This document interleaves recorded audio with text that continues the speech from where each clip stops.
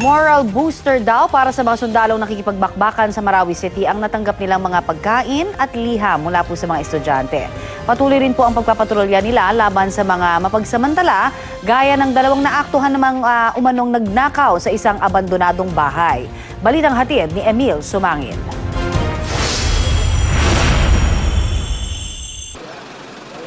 Lula ng mga military truck ang nasa 2,000 food packs na ipamimigay sa mga sundalong nasa front line. Alas 2 pasado kahapon, dumaan ang convoy na ito sa PNP Advanced Command Post para makipag-coordinate at hindi na pinagtagal ang coordination.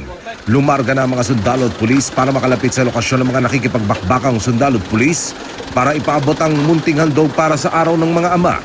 Ako inatasan na dalhin ito lahat in the front lines para na rin mabigyan ng simpleng selebrasyon ng ating mga sundalo sa front lines on this Father's Day celebration. May mga sulat din kami galing sa mga kabataan from Luzon, Visayas, and Mindanao. Dala-dala ko ito. Greetings of Happy Father's Day and greetings of support sa ating mga sundaluhan sa ginagawa nila ngayon dito sa Marawi City. Moral booster daw ito at kahit papaano maipapadama ng taong bayan kung paano nila pinapakalaga ng kasundaluhan.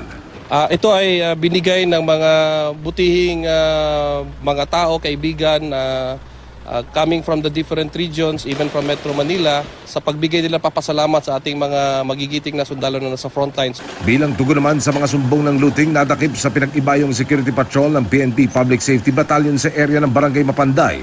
Ang naaktuhan nilang naglalabas ng mga kasangkapan sa loob ng isang magarang bahay sa naturang lugar. Sinabi po nila na sa kanila po ang bahay, but nakuha po namin yung information na they are stealing po dun sa mga bahay po dun sa area na yan. Pero ng kanilang beripikahin ng mga suspect na sina Latif Macabago at Abdullah Macabago Lao, lumabas na hindi pala sila ang owner ng residential property. Sa initial investigation, kapatid daw ng isa sa mga suspect si Naim Lao, isa sa mga nakapuga sa Marawi City Jail noong kubkubin ito ng mga teroristang Maute. Ilan sa mga na-recover mula sa mga suspect ang home theater system at flat screen monitor. Emil Sumangil, GMA News.